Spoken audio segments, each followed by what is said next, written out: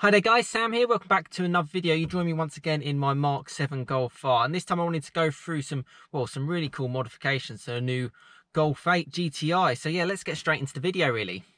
Yes, well, once again, welcome to a bit of a gloomy day here in the UK on a Saturday morning. I think it's set to brighten up to be a fantastic weekend, and I'm sure hopefully it will be for you, wherever you are, if you're in the UK or, yeah, whichever country you're in. Hopefully, yeah, you have a great weekend.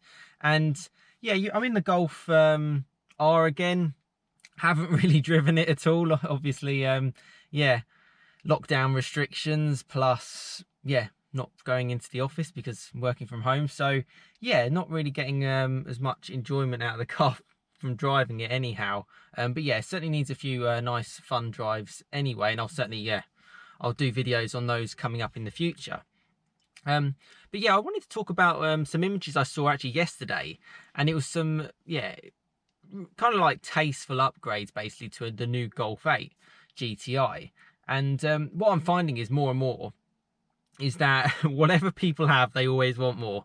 And I think that's just getting, yeah, very obsessive. And I think what you'll find is that, like, you know, you can get the latest and greatest new car, which is very exclusive because it's very hard to afford. You know, not only just the initial cost of the car, but the actual depreciation of it and everything like that involved. You've got to be quite wealthy, let's just be honest, or potentially a bit stupid because, yeah, you're just throwing away hard-earned money. I certainly couldn't afford to do that from where I'm sitting.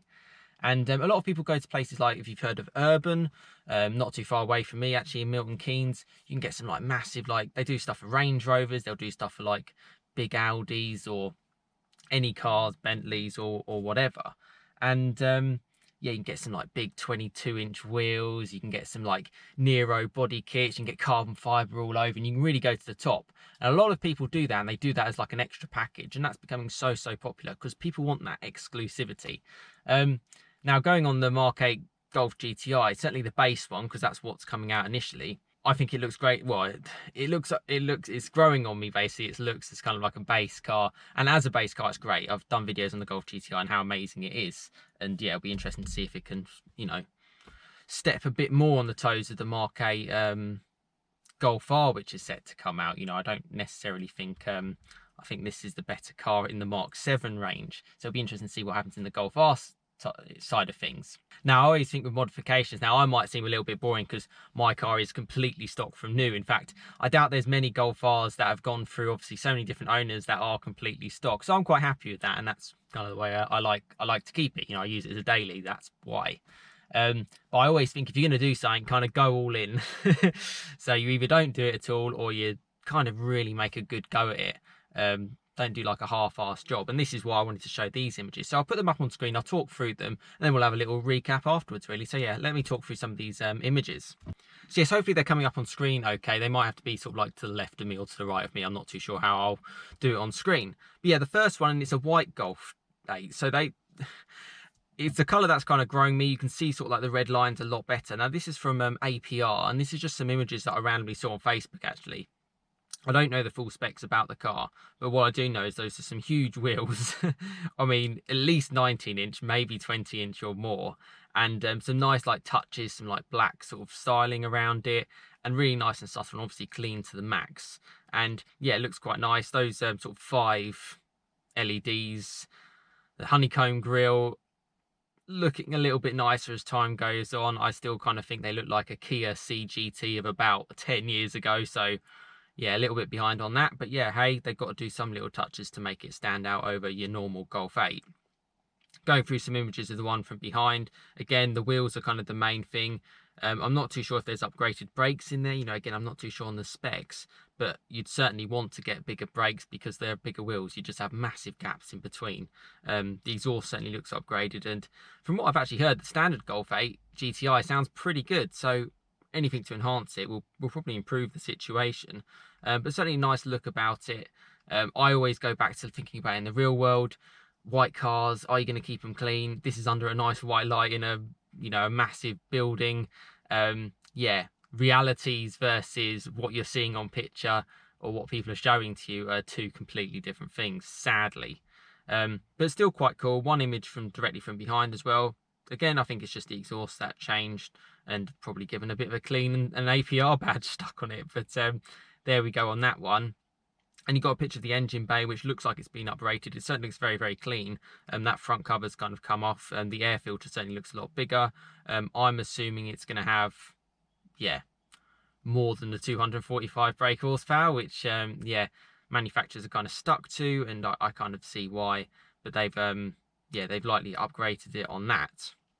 And the final images is just out in the open, just a little bit of the front shown there.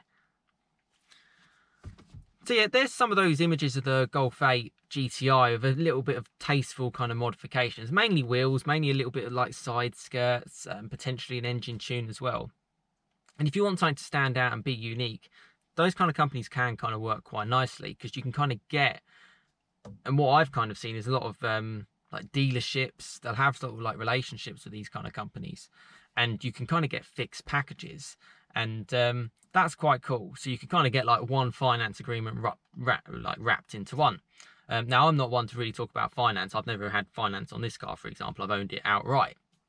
But that is kind of the way you want to get into these kind of cars, because what is your unique taste is not necessarily going to be someone else's. So you don't want to be stuck with a car that you've paid and put, well, let's say £35,000 for your well-spec'd Golf 8 GTI with all those modifications in the tune. You're certainly looking at a few £1,000s minimum, so you're sort of going up to nearly the 40 grand mark. Yeah, I wouldn't really want to be stuck with a car trying to sell that, despite the fact that it does look quite good. You're looking for a particular person, so it's about just enjoying it for probably a short period of time. But yeah, let me know what you think about kind of modification. You can kind of talk about other cars as well. I mentioned how I probably feel like I have the only stock Golf R in the UK. It's just incredible, and I think the reason for that is because they're so attainable. You know, you can get them on low finance deals, you can get them on easy lease deals early on. Yeah, obviously the Golf 8 coming out is going to depreciate them even more, allegedly, although from what I've seen, they've held their money quite well. And that means people have leftover money from their monthly payments to, yeah, spend on modifications and bits. And yeah, it kind of makes, well, I think they've got a great car, and VW made a great car in the first place. I don't really want to tinker with that, but that's just me. Yeah, that's just from where I'm seeing from. But I certainly appreciate the upgrades, and let's be honest, if I saw one of those on the roads, I'd be like, oh yeah, wow, that is something completely unique and something completely different. But let me know what you think of that one and those images and modifications in general, and maybe you can try and talk me around to why it's the best thing I could possibly do. I certainly think it's definitely more of a heart thing than a head thing, put it that way. But cool nonetheless, and something that's happening more and more, and particularly going through 2020, you've got to look at the situation where manufacturers are very tightly strung budget-wise. We know the Golf 8, for example, has had like quality cutbacks from the Mark 7. They're not increasing power. They're worried about emissions. They're getting, you know, kicks left, right, and centre from everywhere, and that's going to continue really throughout the decade at least. And then it's just going to, yeah, completely erupt. So third-party companies who have either relationships with, you know, certain dealerships or other companies, or have built up a reputation, are becoming so popular, like APR. I've done other videos on this channel as well around sort of tuning manufacturers and bits, and they then have that extra time to then, yeah, just finish off, just refine certain things that potentially could be improved. And I do respect that, and you know, they're clearly popular and they do have yeah, a huge potential around them. Yeah, and yeah, it's quite a cool thing, and that's why I wanted to show those images and yeah, share it with you today on a bit of a gloomy Saturday morning actually in the UK. I'm hoping it brightens up. It's actually raining at the moment, so that's a bit of a shame. But yeah, hey, maybe it's time to get the Golf R out and have a nice drive, and maybe share it with you lot as well. But thanks so much for the support on recent videos as well. I think I'm heading up to nearly 600,000 views and 1,300 subscribers. That's really cool. Please support, you know, like, share, and kind of subscribe is the best way, I think, just to kind of share to the community. It's always been a community channel. I love people getting involved in the comments, love hearing people's thoughts, whether you agree with me or not. Yeah, it's just a car channel which I enjoy making, and yeah, have a fantastic rest of your day. I'm sure it will brighten up here in the UK soon, and yeah, certainly let me know your thoughts on that those Golf 8 modifications. So yes, and thanks so much for watching. Have a fantastic rest of your day, and I'll see you again next time. Cheers, guys.